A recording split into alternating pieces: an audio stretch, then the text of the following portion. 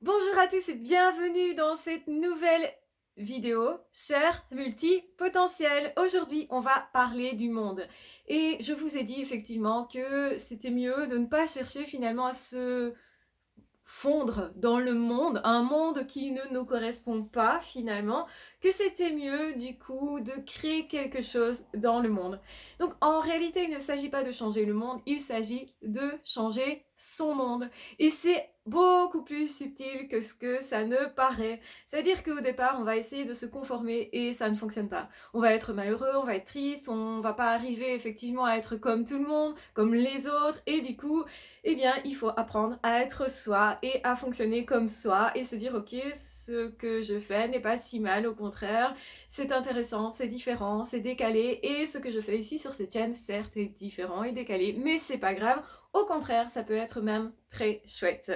Du coup, effectivement, vous allez vous dire, mais oui, mais comment on fait ça finalement? Moi, j'ai voulu créer ma société, mon entreprise, parce que, par exemple, je ne rentrais pas dans les moules au niveau des sociétés et des entreprises. Donc comme j'avais du mal à me faire engager ou du mal à rester dans une entreprise avec des valeurs qui ne me correspondaient pas, eh bien ce que j'ai fait, c'est créer mon activité. Donc effectivement que c'est une solution. Mais en faisant ça, je n'ai pas changé vraiment le monde, même si indirectement, certes, ça peut arriver, mais ce que je cherche, c'est changer mon monde. Ce qui m'importe moi, c'est devenir heureux, c'est me rendre heureux, c'est justement pouvoir profiter de la vie, c'est partager mes idées, c'est être vraiment moi. C'est du coup en faisant ça que oui, je transforme mon monde d'abord, c'est-à-dire mon monde intérieur. Je transforme ma vie, je vis autrement, différemment, de façon décalée aussi. Je me lève aux heures que je souhaite et je travaille aux heures que je souhaite. Ça veut dire que parfois, je peux travailler à des heures où les autres ne travaillent plus, mais parfois aussi, je peux travailler de façon super intensive ou au contraire ne pas travailler à certains moments là où tout le monde travaille. Et du coup, on va goûter cet instant particulièrement parce que avant on était coincé dans un job et par exemple, moi l'après-midi, impossible de me promener au soleil juste parce que ce jour-là il y avait du soleil et que j'avais envie d'en profiter et que particulièrement je pouvais souffrir du fait que j'avais pris mes vacances ici en Belgique à des moments où il pleuvait, où il faisait moche, où mes amis n'étaient même pas disponibles pour se voir. Du coup, effectivement, en tant qu'indépendante, j'ai choisi de voir des amis à certains moments, en plein milieu de la semaine, de me prendre un jour de congé par-ci, un jour de congé par-là, ou 2 heures par-ci. Parfois, je me dis, oh, cet après-midi, je vais rien faire, et puis finalement, je travaille. Et l'inverse peut être vrai aussi. Parfois, je me suis dit, je vais travailler beaucoup, et en fait, pas vraiment. Je peux jongler avec mon énergie et m'adapter en fonction aussi, en fonction de mon moral. Peut-être que quand il y a quelque chose d'imprévu, je peux foncer à l'hôpital justement parce que je suis disponible et donc ça va changer ma vie de famille, ça va changer effectivement le rapport que j'ai avec mes amis. Donc c'est-à-dire que finalement, je me retrouve disponible à des moments où je ne l'aurais pas été si j'avais été engagée. Et surtout, je me sens beaucoup plus épanouie, beaucoup plus moi. Donc, c'est-à-dire que finalement, j'ai transformé mon monde en fonction de qui je suis. Mon idéal à moi, c'était d'avoir justement du temps pour mes amis. Mon idéal à moi, c'était de ne pas juste profiter de la vie que pendant les week-ends ou les vacances. Mon idéal à moi, c'était de travailler dans quelque chose que j'aime vraiment et de savoir combien c'est rare. De savoir combien justement c'est un privilège de pouvoir se promener au soleil à un moment dans la journée parce que je l'aurais décidé. J'aurais décidé de consacrer 1 heure à ça ou 1 heure à faire des courses à gauche, à droite parce que à ce moment-là, j'ai besoin de me détendre et de me changer un peu les idées. Donc oui, je peux travailler plus intensément, beaucoup plus, de façon d'ailleurs qualitative et sur des projets qui me passionnent moi. S'ils ne me passionnent plus, eh bien, je change de projet tout simplement et je switch parce que j'aurais décidé que moi, ma vie, elle devait être un minimum excitante pour moi. Et donc oui, je sais que j'ai de la chance de travailler dans un travail que j'aime, et j'aborde des sujets que j'aime ou qui ont un sens particulier pour moi. Donc c'est ce que je fais ici et c'est ce que je fais sur mes autres chaînes YouTube, vous l'aurez compris.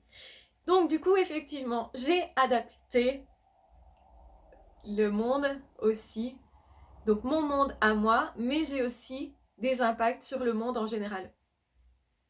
Et c'est là que c'est subtil, c'est que si vous changez votre façon d'être, de faire, etc., plus en fonction de vous, mais dans le but de changer le monde, ça va être problématique. Parce qu'effectivement, il y a plein de choses qu'on n'aime pas dans le monde et qu'on va se dire ah, ça, il faudrait le changer, c'est insupportable.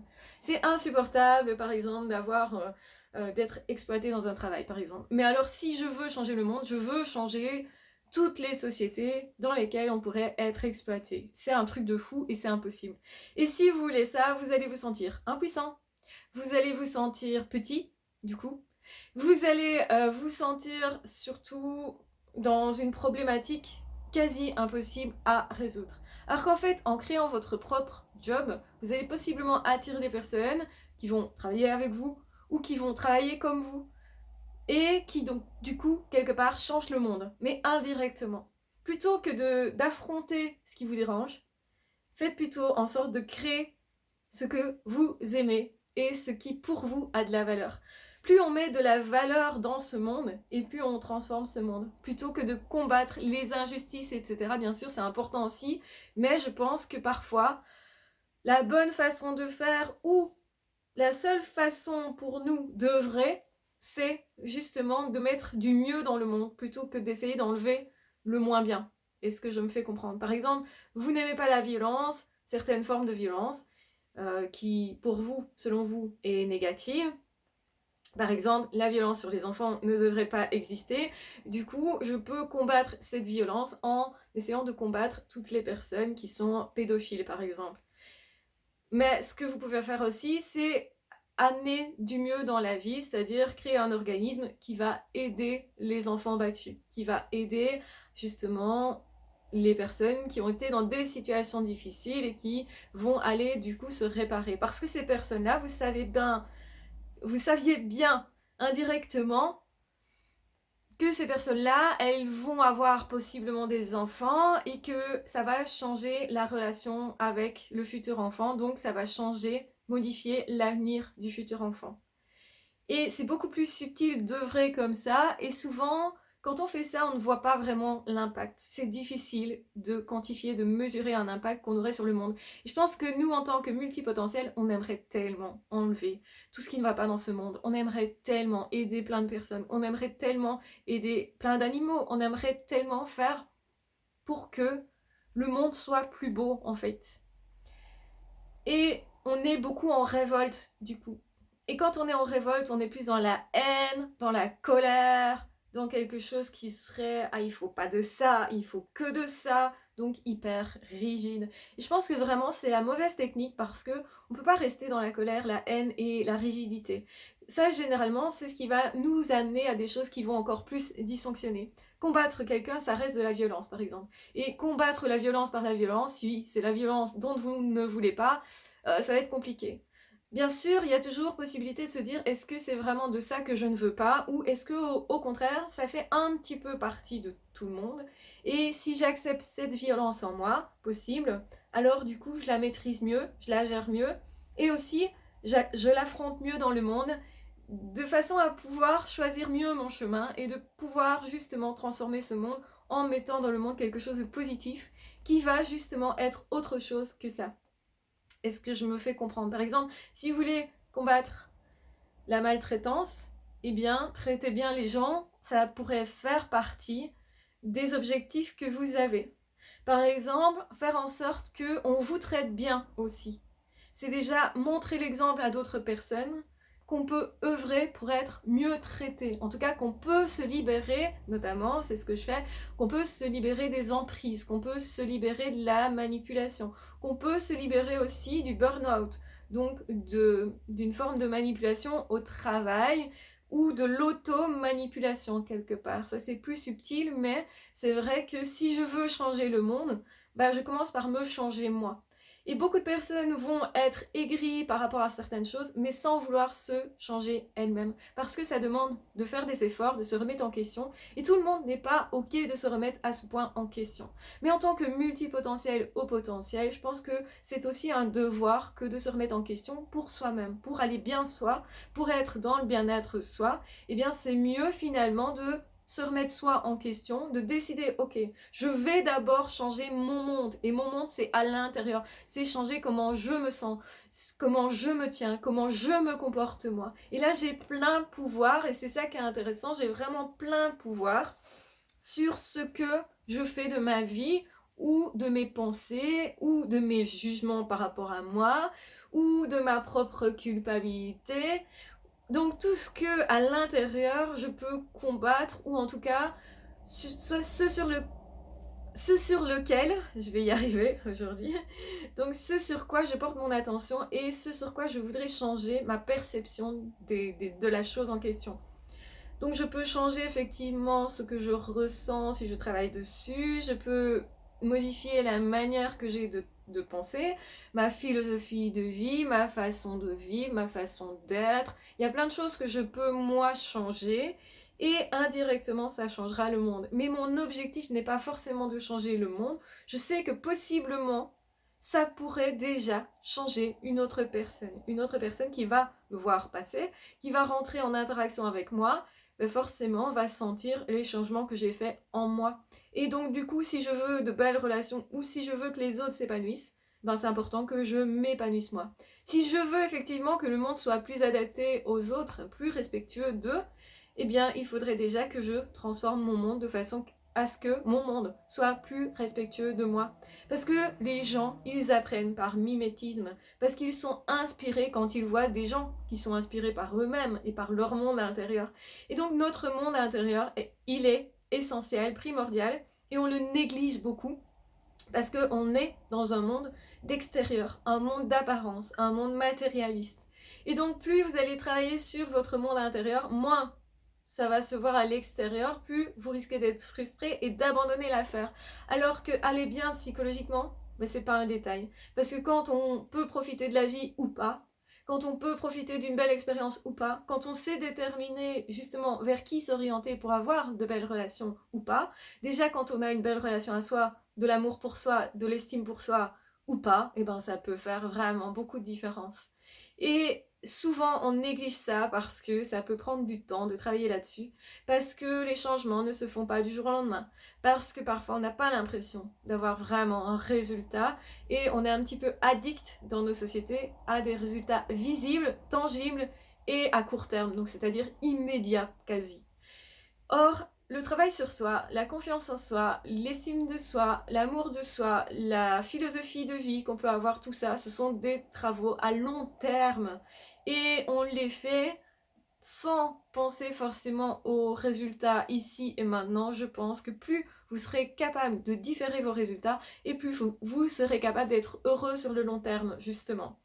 Et de vous dire, ok, en tant que multipotentiel, je cherche du sens. Et je ne vais pas en trouver tout de suite. Je vais créer mon sens en fait. Je vais créer un monde à moi qui ait du sens.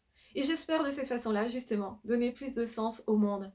Est-ce que vous voyez la subtilité du truc? Donc souvent, on se dit, il n'y a que deux possibles. Soit je me transforme moi, mais généralement, quand je pense à ça, je pense plus à me muscler, à me transformer de façon finalement assez éphémère au niveau des apparences et pas forcément travailler profondément sur soi.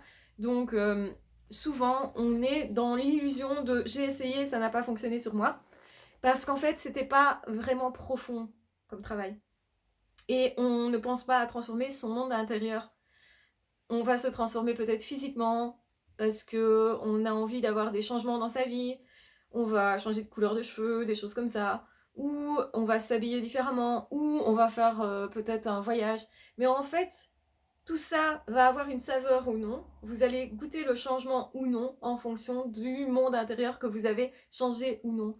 C'est-à-dire que si vous changez votre état d'esprit, le fait de faire un voyage va complètement changer votre expérience, justement. Et là, vous aurez le changement que vous attendiez dans vos vies. Mais il doit être accompagné par quelque chose à l'intérieur, par un travail à l'intérieur. Et ça, c'est tellement subtil et c'est tellement personnel, c'est tellement en fonction de qui vous êtes aussi, que ça ne peut pas être communicable comme ça, et que donc, effectivement, tout ce qui n'est pas directement communicable, changeable, facilement atteignable, on a tendance à le négliger, surtout actuellement, et on a tendance du coup à ne pas y mettre de la valeur. Alors que c'est justement en travaillant profondément sur quelque chose, intensément, de façon plutôt souterraine, anodine, puisque personne ne le voit, et personne ne va vous gratifier pour ça, et bien c'est en changeant profondément, donc en profondeur, qu'effectivement ça va transformer véritablement votre vie. Et les autres vont vous dire, mais qu'est-ce qui s'est passé? Ils ne seront peut-être pas prêts à faire tout ce changement de monde intérieur. Alors qu'en fait, c'est comme ça, pour moi, on impacte réellement le monde. Parce que c'est là que la différence entre l'avant et l'après sera tellement énorme que ça ne peut pas ne pas se voir. Mais c'est vrai que tout le moment où vous serez en trajet, en parcours, en cours de changement, mais tout ce moment-là, eh bien, tout le monde risque de rire de vous, et même vous-même, de douter du fait que ça ait vraiment un intérêt, parce que vous n'aurez pas encore vraiment de résultats tangibles. Donc attention aux apparences, parce que là aussi, les apparences, elles jouent contre nous. Et je pense qu'il est important de prendre du temps. Il n'y a pas de grand changement sans prise profonde de temps et donc de risque. Vous aurez peut-être l'impression de vous égarer.